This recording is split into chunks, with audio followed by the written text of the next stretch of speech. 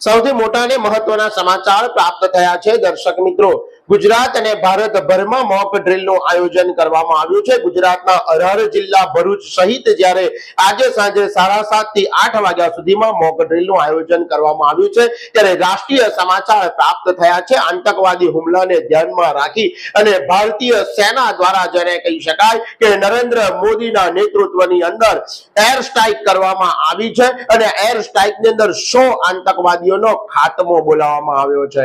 અને આજે ભારત દેશની સેના દ્વારા ત્રણેય પાંખ દ્વારા જે હુમલો કરવામાં આવ્યો છે પાકિસ્તાનના આતંકવાદીઓ ઉપર, એનું સિંદૂર નામ આપવામાં આવ્યું છે અને ઓપરેશન સિંદૂર દ્વારા આ ભારતીય આર્મી દ્વારા જે હુમલો કરવામાં આવ્યો છે એના સમાચાર પ્રાપ્ત થયા છે।